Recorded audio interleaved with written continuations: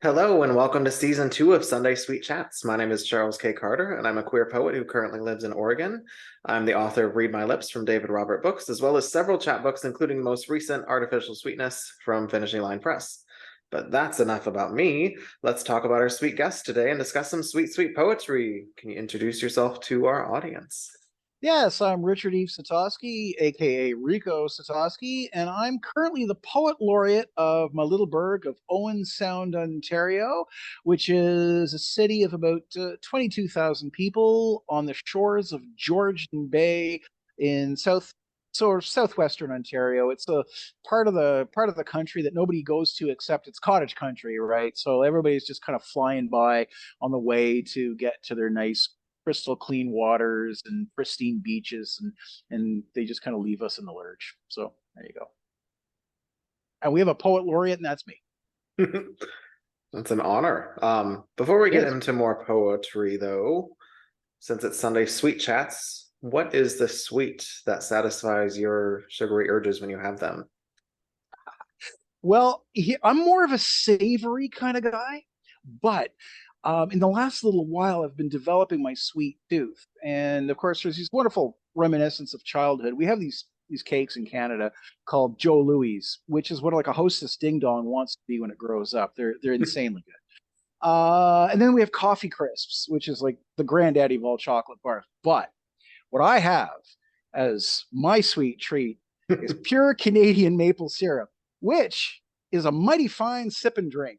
I've been known to walk by the fridge and take a swig out of this bottle every once in a while. It just kind of keeps me going. It's my favorite. My absolute favorite thing is maple syrup right out of the jar. Awesome. Wasn't expecting that. How Canadian of you. All right. Let's move on to sweet, sweet poetry. You got a poem to read for us. Go ahead. I certainly do. Okay, so I've got two things that I want to push over the course of the day. One of them is this the chat book that I've got. It's called How to Be Human, and it was the winner of the 2021 John Newlove Award. And there's a couple of poems in here that I think I'm really proud of. And then there's this other thing, which was the winner of the Don Gutteridge Award called Wait What, and that's the main thing that I'm really trying to arrange for a book tour locally, trying to get this thing really out there. But this is actually from How to Be Human, and it's called Air Kiss. The sun behind the clouds is a child hidden in the drapes with feet in plain view. Happiness is manifest today.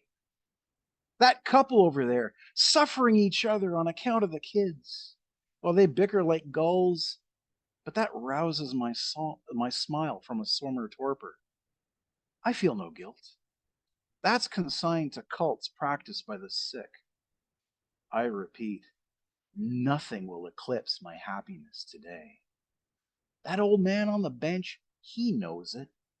He reads hope in the burning man Guinevere who paints tiger stripes on his granddaughter's face. And he thinks back to his own brush cut youth, where each new day was a bike you jumped on and rode till the tires blew.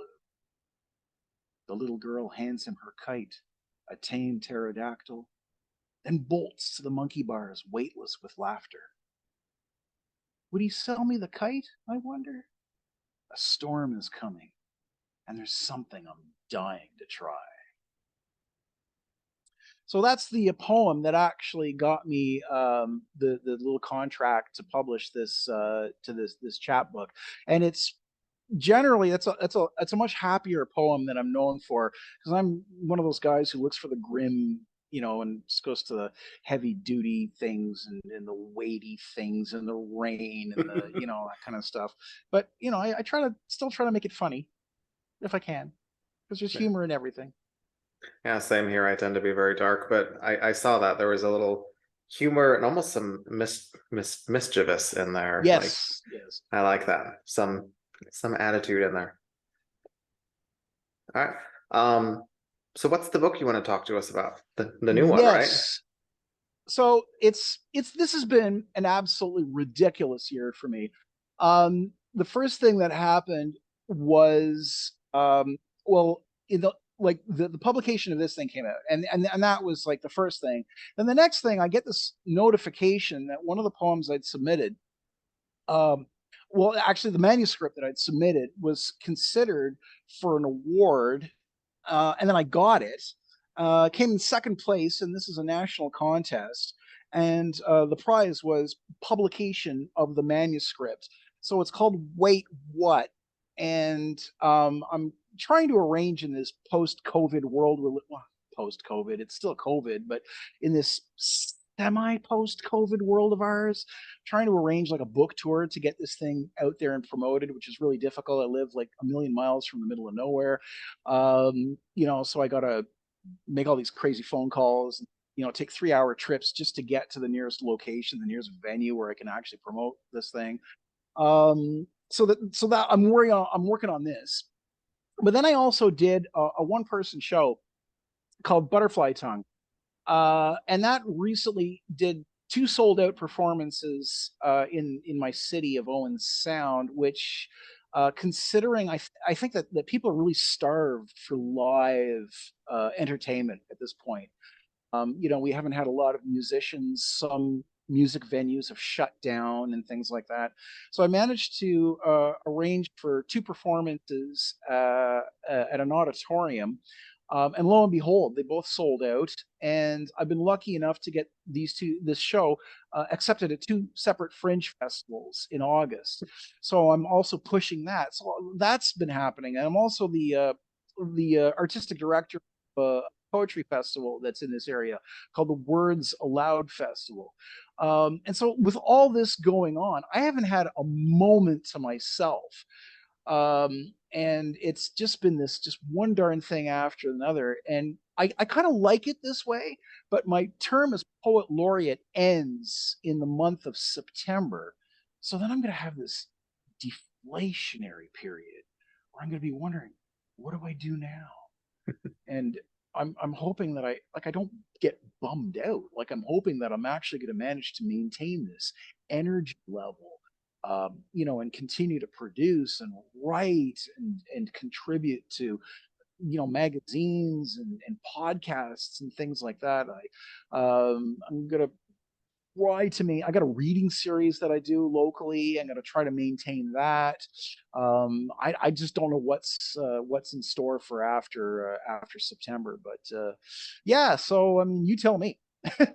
You tell me what I've got going on. Sounds like a lot. So with all that going on, I'm sure there are times where it's overwhelming, even though it is all good and exciting and fun stuff. So one of the new questions this season is, what helps keep you sweet? So what keeps you grounded and sane in this crazy world? Yeah, that's a really good question. It's a little bit of everything. When I count my blessings, I realize that I'm surrounded by the best possible people. Once again, I mentioned I come from a small town, and it's not the type of place where you'd expect to be a great following for poetry. But I've managed to carve a niche for myself here. And so I've got friends who are willing to support me no matter what. And they're some of them are going to support me even when I'm doing garbage, and that's great. But I've got a pile of friends who will call me out and say, well, this is not as good as you could have done, or this is not as good as things you've done in the past. And I value their honesty immensely. Little things like my cat, who's thoroughly impossible, uh, but who's just the sweetest thing in the world, even when he's turning me to turning me to shreds.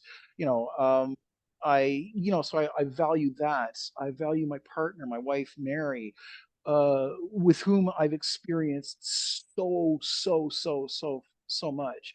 She tolerates that I'm pan. And we've got great discussions about what that means and what that's all about, and within the context of a marriage. So that's actually a complicated issue, and I'm not willing to shy away from that discussion. She supports me unequivocally in all my artistic endeavors. And conversely, I've been there through a lot of transformations and changes in her own life. So I'm the type of person who's very thankful for the people he has in his life. And I think really, if there's anything at all which keeps me, I really, really think it's the people that I've surrounded myself with. That's awesome. That's beautiful. I think that connection, that community is so vital and so important, and not just the gushy, lovey stuff like you said too, but the tough honesty, the tough conversations. Like that's part of that's part of true love as well, whether that's in a romantic relationship or friendship or whatever type of relationship that is. That vulnerability is important. Yeah, absolutely. I couldn't agree more. It's a great place to end on, unless you have something else you'd like to share with us. I don't know. I think I've managed to spew my guts out all over the page here to everybody's satisfaction. Anything more, I think I'd sort of impose on other people's time, and I don't want to do that. I just want to like keep it short and sweet, because that's the whole point of this podcast is sweetness. All right. Thank you for being here. It's been a sweet treat to have you. Thanks for tuning in to Sunday Sweet Chats. Catch another episode next Sunday. Bye, everyone.